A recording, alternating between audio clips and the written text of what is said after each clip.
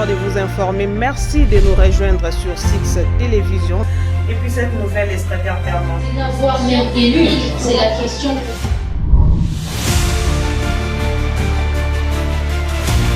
Six Télévision, c'est la recherche de l'information permanente pour vous permettre de déchiffrer l'information, un regard unique.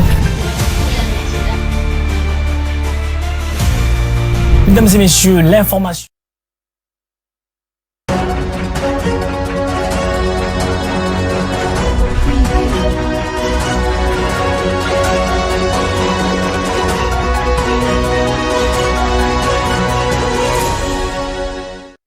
Mesdames et messieurs, bonjour et bienvenue dans ce bulletin d'information. Dans l'actualité, la première ministre Judith Suminwa a inauguré sa première mission officielle à Bukavu depuis sa nomination par le président de la République Félix-Antoine Tshisekedi au poste de chef du gouvernement de la RDC. En marge de sa mission, la chef de l'exécutif national a échangé avec la population et a également rassuré la population sud-kivusienne de son implication pour relever le nombreux défis du pays. Profitant de son séjour dans la province du Sud-Kivu, la première ministre a communié avec la population et remis un don de vivres aux sinistrés du camp Nyamugo. Devant la population sud-kivusienne, la chef du gouvernement a réitéré son implication pour élever les nombreux défis du pays. Avant d'être première ministre, je suis une femme, je suis une épouse, je suis une mère. Et je sais ce qu'une mère ressent quand ses enfants vivent dans l'insécurité. Je sais ce qu'une mère ressent quand ses enfants n'ont pas mangé. Je sais ce qu'une mère ressent quand ses enfants ne peuvent pas payer le Minerval. C'est pourquoi je voudrais vous dire que je donnerai le meilleur de moi-même avec mon équipe gouvernementale dont certains vous ont été présentés pour que, ensemble, nous puissions travailler avec toute notre force, notre intelligence, pour relever les nombreux défis auxquels fait face notre pays.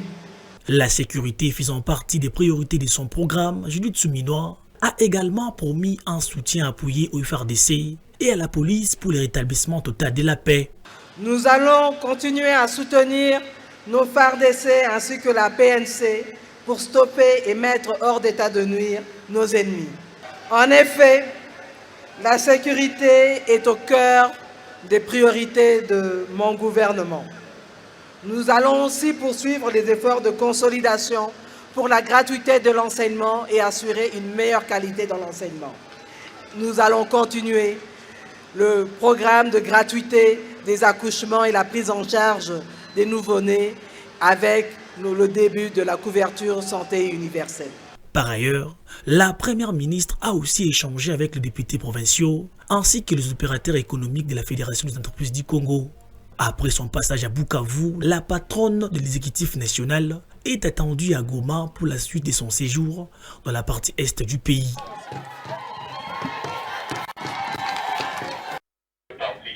Dans l'actualité également, le ministre de la Défense nationale, Guy Mwadiamvita, a échangé dans son cabinet de travail avec le COSUS des députés nationaux de la province du Nord Kivu. Au menu, la situation sécuritaire à l'est du pays qui est encore sous état de siège.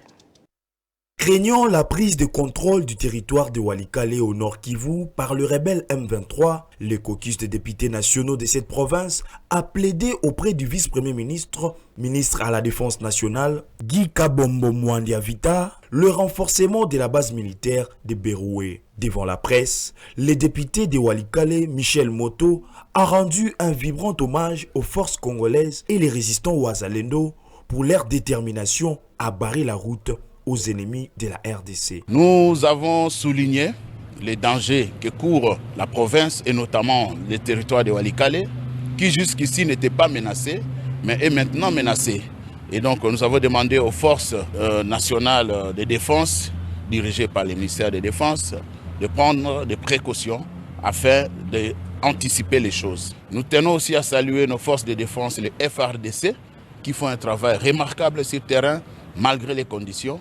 Et bien sûr, nous rendons hommage à nos jeunes patriotes Ouazalendo qui se battent jour et nuit pour la défense de la patrie. Ensuite, le président du caucus a étalé à son tour la situation sécuritaire de la province. Vous le savez bien, les territoires de Rutshuru, de Masisi, de Nyiragongo sont occupés par les troupes rwandaises. Et la partie nord de la province, le territoire de Beni, est occupé par une partie occupée par les ADF.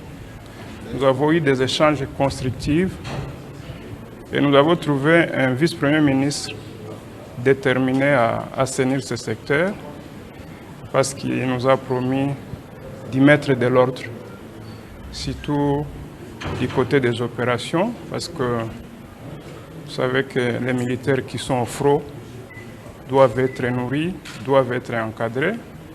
Ayant la casquette des représentants du peuple, le patron de la Défense nationale a affirmé être disponible pour échanger avec ses interlocuteurs afin que la solution soit trouvée pour le seul intérêt des Congolais.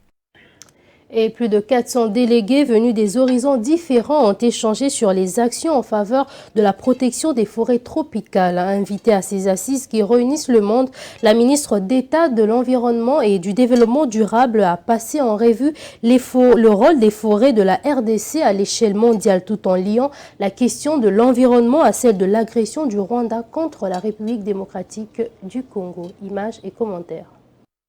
Lors de sa prise de parole à la conférence mondiale sur les forêts tropicales à Oslo, capitale norvégienne, la ministre d'État en charge de l'environnement et développement durable a révélé le rôle que jouent les forêts de la République démocratique du Congo dans la sphère mondiale, le Congo-Kinshasa étant le pays qui possède la plus grande forêt au monde après l'Amazonie. Il est demandé à la République démocratique du Congo de protéger son potentiel environnemental pour les besoins de l'humanité. L'action nationale que nous faisons a de l'impact au niveau mondial. C'est-à-dire, sans les forêts de la République démocratique du Congo, on ne peut pas avoir une seule goutte de pluie dans toute la partie est du pays, en commençant par le Burundi, le Rwanda, l'Ouganda, le Kenya, l'Éthiopie, l'Érythrée.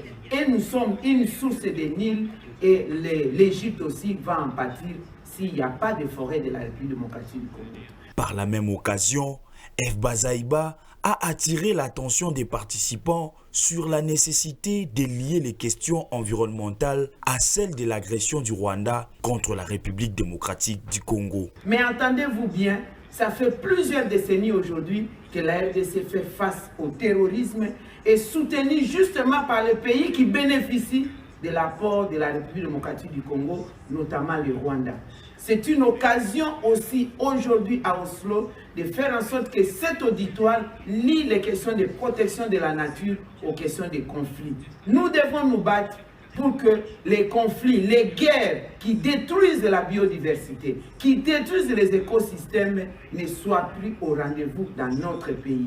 Durant ces forums de 2 jours, plus de 400 délégués venus du monde vont discuter et partager l'expérience sur l'apport des forêts tropicales sur les climats. C'était tout pour ce bulletin d'information. Merci de l'avoir suivi.